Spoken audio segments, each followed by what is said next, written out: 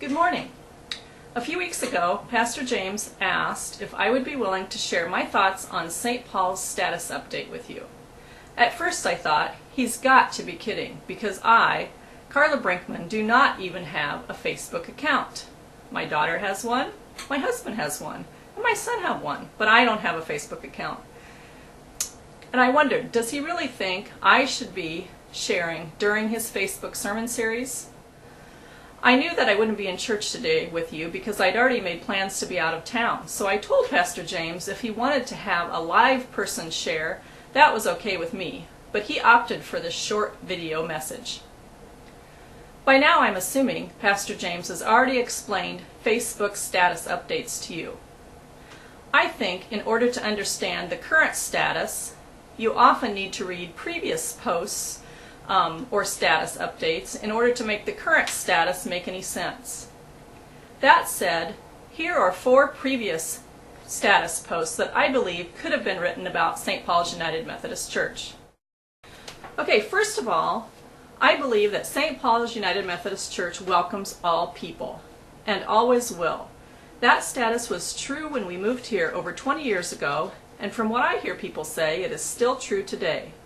And I believe if we continue to follow who God calls us to be, we will always be a welcoming church.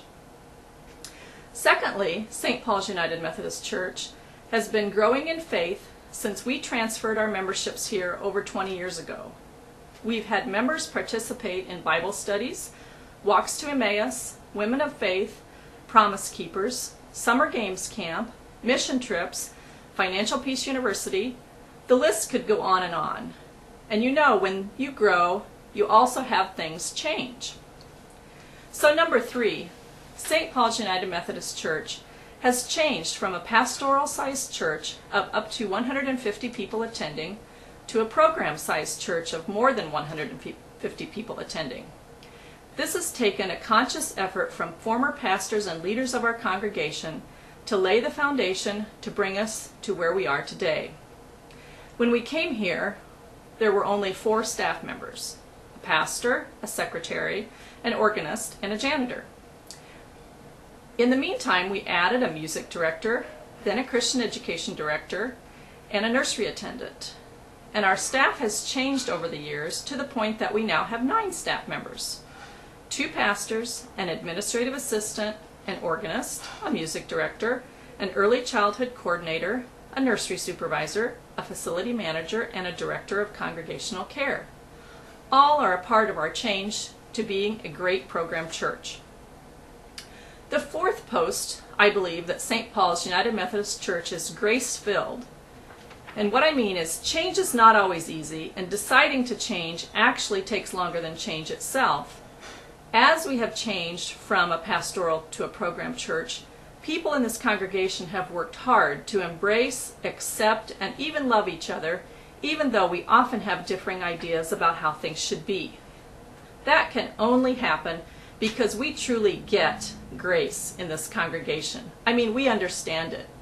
None of us are perfect, and we are willing to accept each other, faults and all.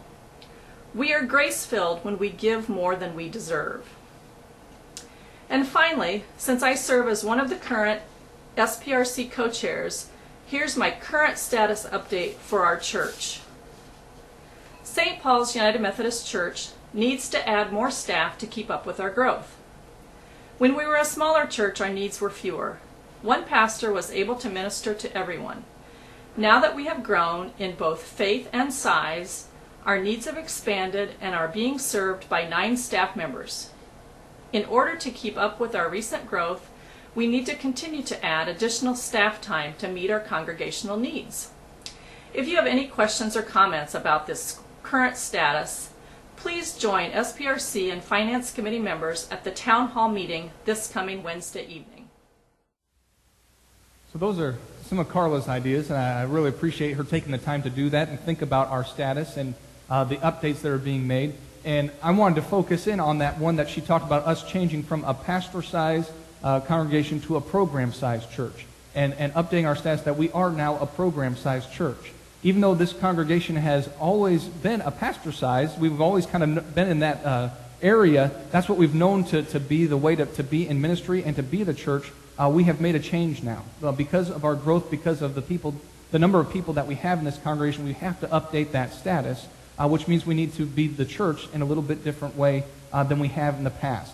And that's something that the leadership of this church has been working on for a couple years, trying to understand what this transition, what this change means for us and how we be the church today. And so I want us to talk a little bit about that, make sure that we all kind of understand and are on the same page of who we are called to be as a church. Because we have seen some change in this congregation, and this congregation has never had this many people connected to it as we do today. Back in 2004, that's when Facebook first came out to the public, was February 2004. In 2004, an average Sunday for our congregation had about 112 people on a Sunday morning. We had one service, 112 people came together on that Sunday morning. And the attendance on Sunday morning, kind of what they tell is the size of your congregation. 6 years later today, on an average Sunday morning, of course, we have our 3 worship services, and we have 240 people. So in 6 years, our congregation more than doubled in the size of people that come and worship with us. In 2004, we had around 200 people total connected to our congregation, children and adults. Today, we're around 500 people connected to our congregation. And so we want to remind everyone that we continue to be the church in some of the same ways we always have. There's some core principles that are always there, but also there's some things that have to change. And we have to do things a little bit differently than we have in the past. And so I want to make sure that you all know that we're focused on being who God calls us to be, but also adapting and changing as the ministry and as our community changes. And so I have for you for their message notes some of the guiding principles that have helped your leadership, and I want it to help you in your life as you live out being the church. These are kind of some things that have helped given us focus, given us direction as we discern what God calls us to do and to be as the church. First thing is that we all have a mission. Our mission, this comes from Jesus Christ himself at the end of the Gospel of Matthew. He says, go and make disciples. And that is our mission, to make disciples. And this mission statement is actually the mission statement for the United Methodist Church all around the world. But I believe it's our mission statement as a local church as well. Our mission is to make disciples of Jesus Christ for the transformation of the world. That's what God has called us to. That's the goal. That's the mission we have, is to make disciples of Jesus Christ. And God calls us to do that as a denomination, as a local church, and as individuals as well. God wants us to reach people and to teach people who Jesus is and call them to follow as a disciple. One of the current changes that is kind of underway and will be happening shortly that goes with this mission is a change in our wording. We used to kind of have Christian education, and we had teachers and all those kind of things. And Pastor Helen is going to be helping lead us to change our mindset, or at least our wording, really, of education and educating people to a mindset of discipleship. Really, we want to make disciples. We don't want to just educate people. We want to encourage them to follow Jesus and to make them into disciples. So Helen was our pastor of children, youth, and families.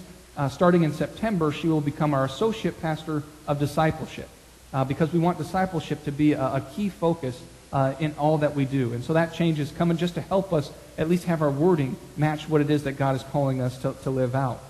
So our mission is to make disciples of Jesus Christ for the transformation of the world. The next thing, our vision, is how we're going to do that. This is how we think we're going to live out our mission. And at St. Paul's UMC, we want to be a church where you can see Christ. We believe that our call to live out our mission is to be people that have Christ living inside us, that others can look and they can see that God is alive, that God is present, that God is living today. And we want to do that as individuals, but also as a congregation. And so that is our vision. That's how we're going to live out this mission, by serving Christ, by experiencing Christ, and embracing Christ in prayer and in worship. And so that's how we're going to live out this mission, is through our vision. And I hope that you all memorize our vision, and the mission too, probably, to have those things in you as you live out being the church. And then the third one on there, this one is new to our congregation, and it's because the administrative council has been working on this. That's our group of team leaders. The leader from each team or committee is on our administrative council. And for over a year, we've been praying and talking and listening